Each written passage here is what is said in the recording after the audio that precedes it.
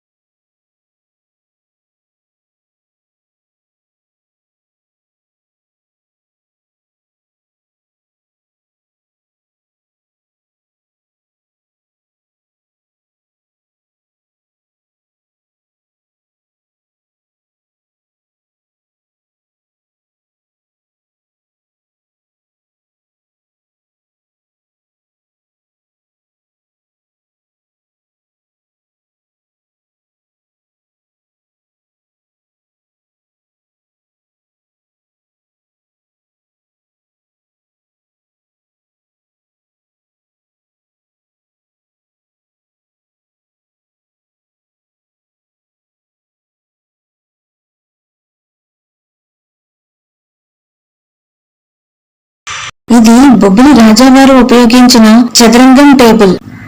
ఇది చూసారా? ఆ రోజుల్లో రాణులు ప్రయాణం కోసం ఉపయోగించిన పల్లకి. ఆ రోజుల్లో రాణులు ఘోషా పద్ధతిని పాటించేవారంట. ఘోషా పద్ధతి అంటే ఆనాటి రాణులు ఎవరికీ బయటకు కనిపించేవారు కాదంట. ఇప్పటికీ కూడా బొబ్బిలి రాణులు ఘోషా పద్ధతిని పాటిస్తూనే ఉన్నారు.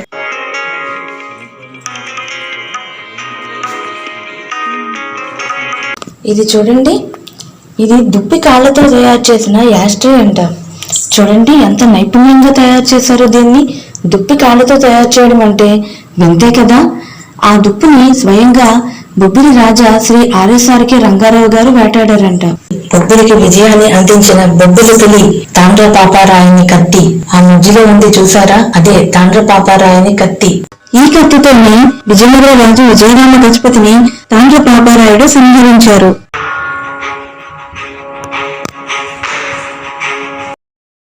ఈ అద్దాలను చూసారా?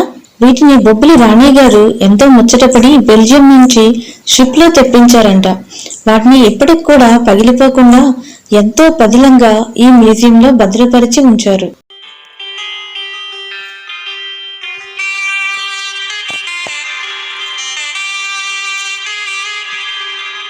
ఈ పులి చర్మాన్ని చూసారా? ఎంత పెద్దగా భయంకరంగా ఉందో. దీని పొడవు 10 అడుగుల 2 అంగుళాలు. దీన్ని స్వయంగా రాజా ఆర్ఎస్ఆర్కే రంగారావు గారు మధ్యప్రదేశ్ లో వేటాడారు.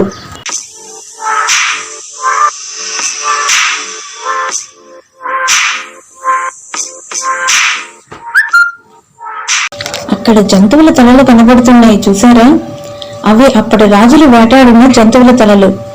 వాటి చర్మాన్ని అలాగే ఉంచి స్టఫ్డ్ యానిమల్స్ గా మార్చేశారు వాటిని. ఆ చర్మం చెడిపోకుండా ఉండడానికి ప్రతి సంవత్సరం మద్రాసు నుంచి ఎవరో కొంతమంది నిపుణులు వచ్చి కొన్ని రసాయనాలు పూసి వెళ్తూ ఉంటారంట. అందుకే ఇప్పటికి కూడా అవి చెక్కు చెదరకుండా ఉన్నాయి.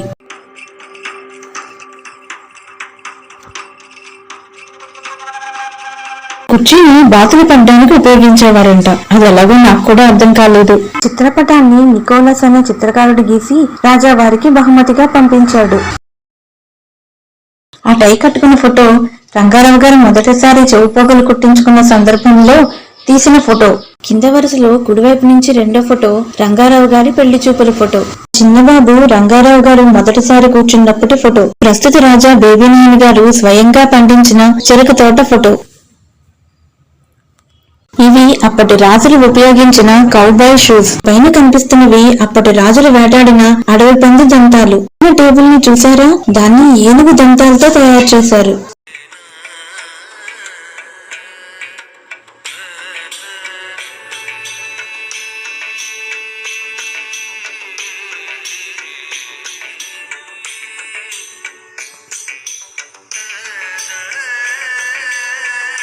చూసారా? సైనికుడి లోహ విగ్రహం. ఈ స్తంభాలని పొడిసెనం, బెల్లం, తేనె, కరక్కాయ రసం మిక్స్ చేసి తయారు చేశారంట. బెల్లంతో స్తంభాలు తయారు చేయడం చాలా వింతగా ఉంది కదూ. బహుశా ఈ రోజుల్లో ఈ టెక్నాలజీ ఎవరికీ తెలిసి ఉండదేమో. ఫ్రెండ్స్, ఆ ఫోటోలో ఉన్నది గుర్తుపట్టారా? అదేనండి యుద్ధ స్తంభం పార్క్. ఇంతకు ముందు మనం ఆ పార్క్ వీడియో చేశాం, గుర్తుపట్టారా? ఆ వీడియో ఎవరైనా చూడకపోతే ఆ వీడియో లింక్ ఇక్కడ ఇస్తాను, ఆ వీడియో కూడా చూడండి. అది యుద్ధస్తంభం పార్క్. ఒకప్పుడు పాత బొబ్బిలి కోట ఆ ప్రదేశంలోనే ఉండేదంట. ఇప్పుడు ఆ కోటకు చిహ్నంగా అక్కడ యుద్ధస్తంభం ఉంది. ఆ యుద్ధస్తంభాన్ని కూడా మనం ఒక వీడియో చేశాం, ఆ లింక్ కూడా ఇస్తాను, ఆ వీడియో కూడా చూసేయండి.